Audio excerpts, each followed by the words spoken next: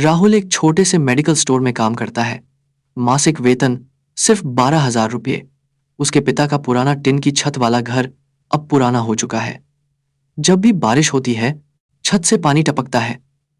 माँ आधी रात को उठकर बाल्टी पकड़ लेती हैं ताकि पानी बिस्तर तक न पहुंचे। लेकिन इन सब परेशानियों के बावजूद राहुल की आंखों में एक सपना पलता है। एक दिन मेरा भी पक्का घर होगा, या एक छोटा सा फ्लैट जहां माँ सुकून से रहेंगी।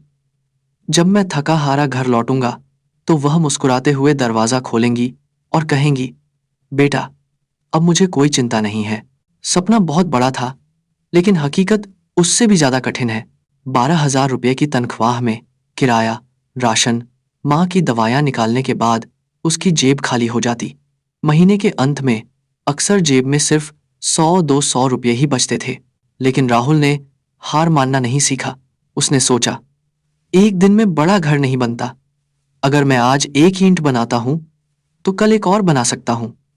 मुझे शुरुआत करनी होगी। राहुल ने एक छोटा सा लक्ष्य रखा, रोज 50 रुपए बचाने का। शुरुआत में यह मुश्किल था। उसके दोस्त उसका मजाक उड़ाते थे, यार, 50 रुपए का क्या करूंगा? मैं तो चाय समोसे भी नहीं खरीद सकता। लेकिन राहुल चुप रहा। एक महीने बाद उसने 1,500 रुपये इकट्ठा किए और बैंक में एक छोटा बचत खाता खोला। उस पासबुक को देखकर उसके चेहरे पर पहली बार उम्मीद की एक हल्की सी मुस्कान आई। समय बीतता गया। उसके दोस्तों ने नई साइकिलें खरीद लीं। राहुल अब भी अपनी पुरानी साइकिल से दुकानों पर जाता था। त्योहारों पर सभी नए कपड़े पहनते थे, लेकिन राहुल अपनी पुरानी कमीजें प्रेस करता था। लेकिन वह मन ही मन संतुष्ट था, क्योंकि वह जानता था कि हर छोटा त्याग उसके बड़े सपने की ओर एक कदम है। धीरे धीरे उसने ऑनलाइन फार्मेसी का काम सीख लिया। रात में थका होने के बावजूद वह 2 घंटे कंप्यूटर पर बैठकर ऑर्डर पैक करता और उन्हें डिलीवर करता। वह महीने में 3,000-4,000 रुपये अतिरिक्त कमाने लगा। 5 साल बीत गए। लोग अब भी कहते हैं, राहुल कभी कुछ नहीं कर पाया, वह तो बस डॉक्टरी करता रहा। लेकिन सच तो यह था कि राहुल ने बैंक में लाखों रुपए जमा कर रखे थे।